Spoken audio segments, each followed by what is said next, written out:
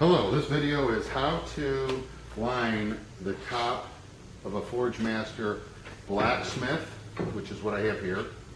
E1, Farrier, or Companion, and even the hooded forge are all pretty much done the same way.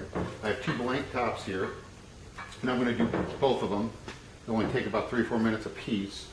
But a couple things about the tops. First of all, on all of our tops, they're only welded halfway, and there is a gap under each burner. As you can see, I'll hold it up closer, and you can see that there's a gap behind each burner. And that is done intentionally. As the burners are firing, it will entrain air, and it helps keeps the top assembly cooler, and it helps with the mixing and the combustion process inside the forge. But the primary reason is to entrain air and to keep the burner assembly itself as cool as possible. After all, it is firing at around 2300 degrees F inside the forge. So I have a stack of top insulation. As you can see, there's 2 pre-hole drills.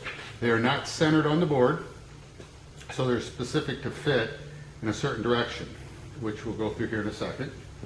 So I got 2 boards, I got a stack of them, I got 2 hoods, a rubber mallet, and a piece of 2x4, and a file. Okay, so let's get started. I'm going to do the first one, kind of walk through it, and then do the second one. Dust masks, always.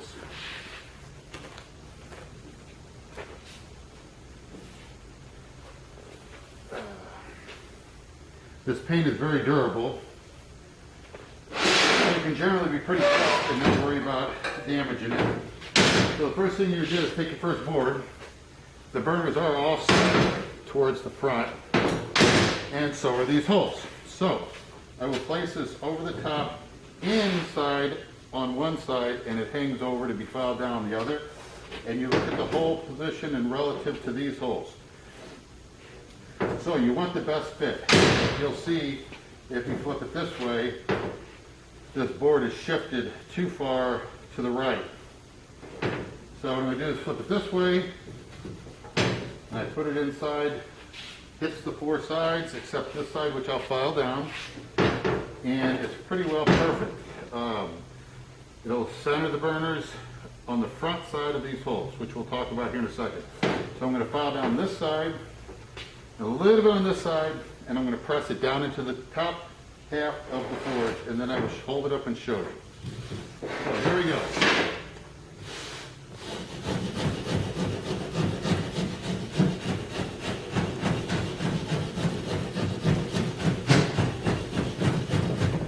When you're doing this at home, you're going to do as little as possible, a little bit at a time, to make sure you don't take off too much. It's still a little too tight. You can take off a little more.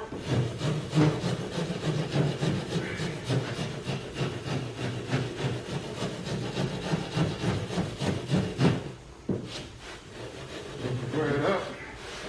I know I need a little bit on this side.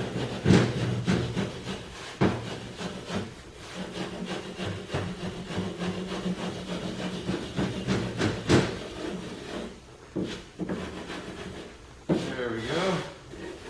Everything's nice and square. Alright, here we go. And you'll see that it's pressed in there. Flip it over.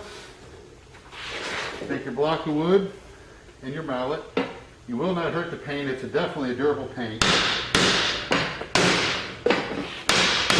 Pound it down.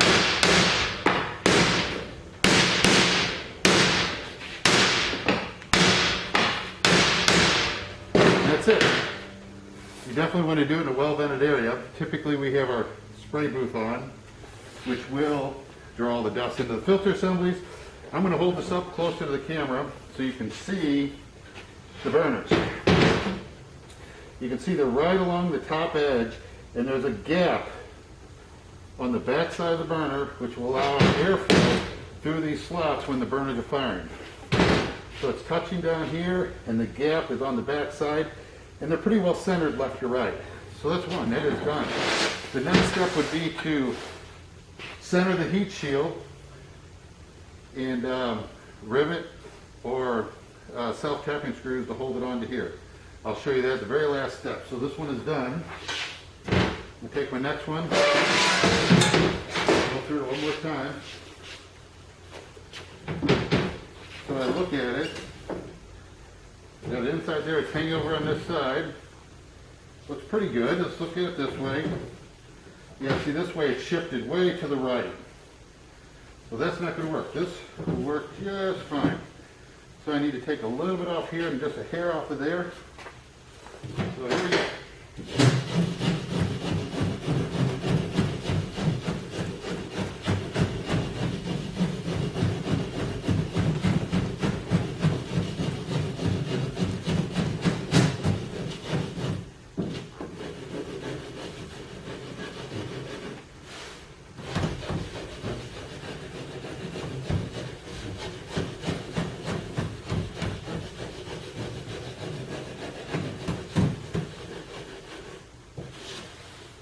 Like I said, it's going to be done in a well-ventilated area.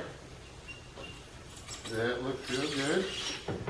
Push it in, flip it over, then take your hammer or mallet and block away.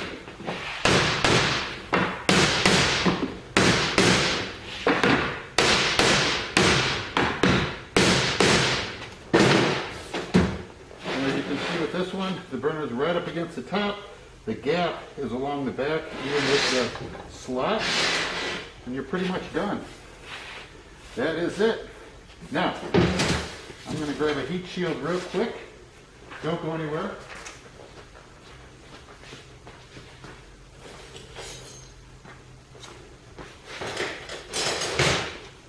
When we put our heat shield on, we measure on each side. It's approximately a 2-inch gap. We take our clamp, squeeze it nice and tight, pretty much tight as you can get it. Drill and rivet the heat shield. Make sure it's centered left to right and the top is insulated and done. The next step would be to put your spark plug back in. You always want to pull that out when you reline it because it could break. Your orifices, I would recommend putting tape over them or taking them out and cleaning them. If you put tape over them, it'll keep this dust from getting up in the holes. Use painter's tape so that it'll make sure it'll peel off, and you're good to go. Thank you.